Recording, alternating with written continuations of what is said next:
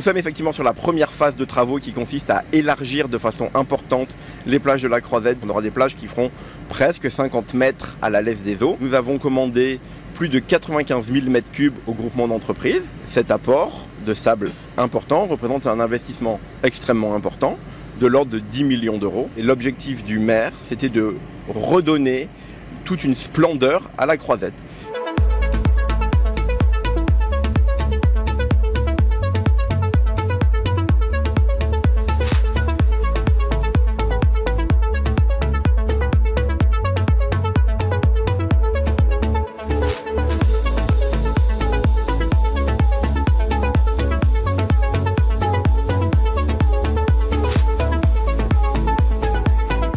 La ville de Cannes a lancé un appel d'offres et le groupement Tamas-Pada a été déclaré adjudicataire.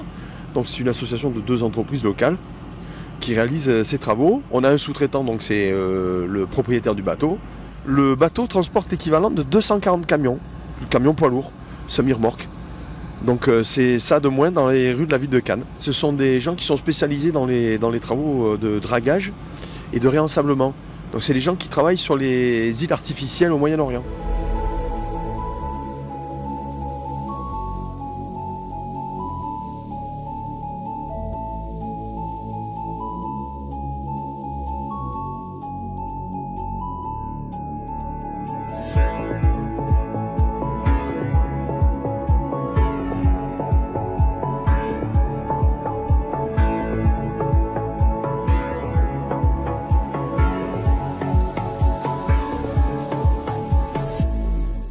Le sable provient de la carrière du Bossé, à côté de Toulon.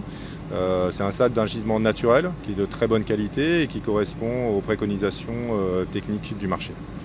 Ce sable donc, est extrait de ce gisement naturel et transporté jusqu'au port du Brégaillon. Il faut environ 15 heures pour charger le pateau. Ensuite, le bateau appareille, il lui faut 8 heures pour rejoindre Cannes, se connecter à la conduite, et là, il lui faut entre 1 heure et 1 heure et demie pour rejeter les 6000 tonnes.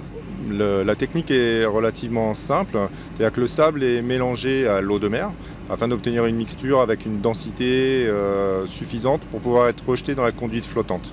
Le sable est rincé par des jets à très haute puissance, l'eau est intégrée, le sable est ramené au centre du bateau où il est pompé et rejeté dans la conduite flottante et récupéré donc au niveau du ponton du Martinez sur la plage de la Croisette où il décante et où il est mis en œuvre là par nos équipes à terre. On avait entendu parler effectivement du chantier du Mont-Saint-Michel où il avait été désensablé.